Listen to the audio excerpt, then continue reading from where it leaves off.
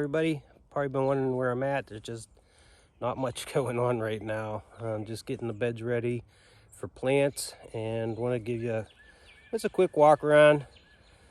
Show you what's going on. Turn this camera around. Right here was it's where I grew my big watermelon last year, my 203.5, and I planted in the fall some wheat and mustard. A lot of the mustard died off, but some of it made it through the winter, and that's what you see growing now. It's starting to bloom, so I'll probably cut this down and till it in shortly. Here's my main patch. Decided to also grow more than just the one plant in here. This is 40 by 40, which I believe is overkill. For me, I highly doubt I could even fill that much space with one plant. So what I decided to do is enter the 150 square foot competition. And I'm not sure if it shows. Yeah, you can see these two poles, 6 feet apart, about 4 or 5 feet from the edge.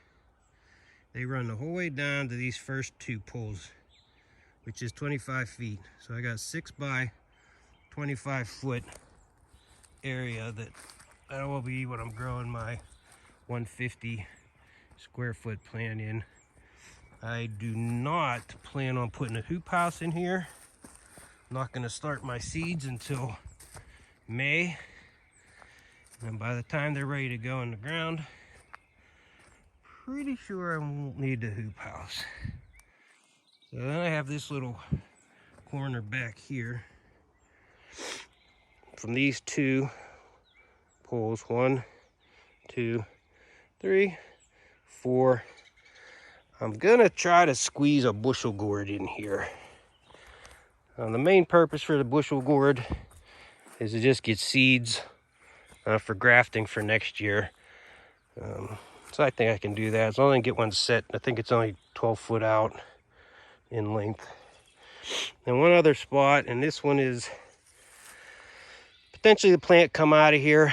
I'm going to try to grow a squash plant down here. This is 2 poles up top there, 6 foot apart, to down here, these 2, 6 foot apart. It's about 30 foot between the two of them. So I got about 180 square foot, and I'm gonna start a squash plant in there. So we'll see how it goes. If I need to pull that plant because I need room for my main plant, which is going in here, then I will pull that plant out. But I think I'm gonna be okay. So let me turn this around.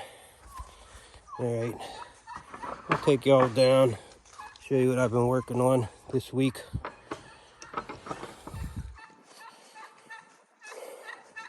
Been staying busy, but not really with the pumpkins.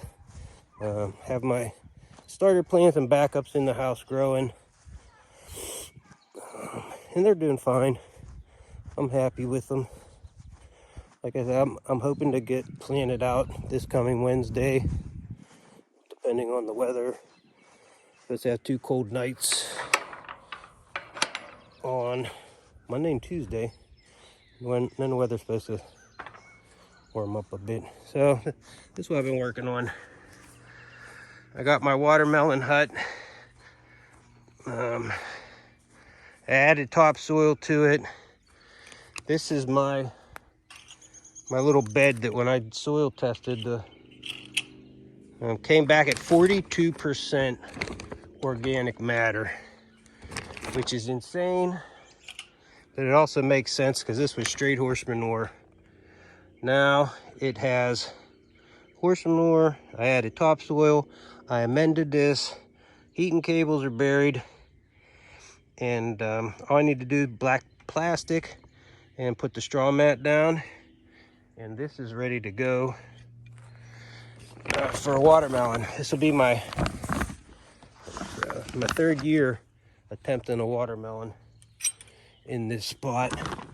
Past 2 years, 0 for 2. I lost plants both years. First year was probably about 10 days after fruit set. Lost a plant, and last year, shoot, it must have been a couple days after fruit set I lost a plant. Okay, and then here is the other thing I've been working on.